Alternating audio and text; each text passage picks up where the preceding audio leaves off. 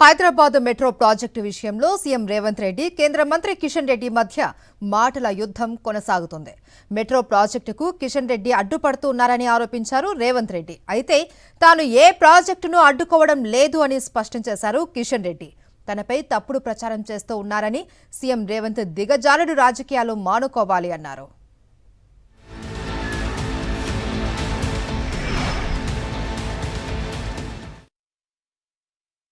ఎందుకు కిషన్ రెడ్డి బాధ్యత తీసుకోడు? కిషన్ రెడ్డి నిజంగానే మెట్రో అయిపోయిన దానికి కట్టర్ని కలిసినప్పుడు నన్ను ఎందుకు తీసుకుపోడు?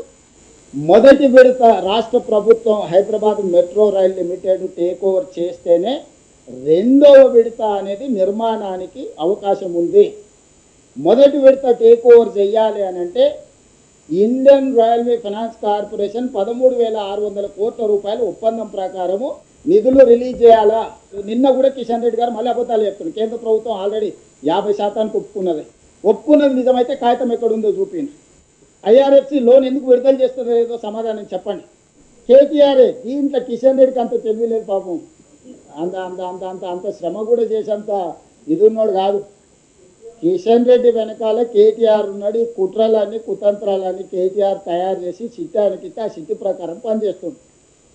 ముఖ్యమంత్రి గారు నిన్న చాలా స్పష్టంగా ఈ యొక్క మెట్రో 1 మెట్రో 2 రెండిటి విషయంలో నా మీద తప్పుడు ఆరోపణలు చేసేటువంటి ప్రయత్నం చేస్తూ ఉన్నారు.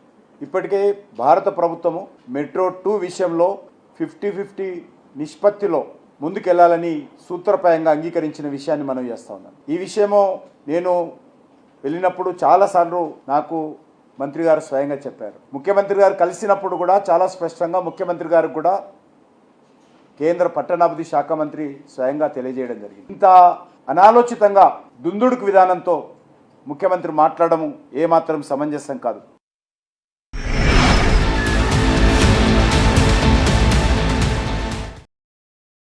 మరిన్ని అప్డేట్స్ కోసం ఛానల్ను సబ్స్క్రైబ్ చేయండి.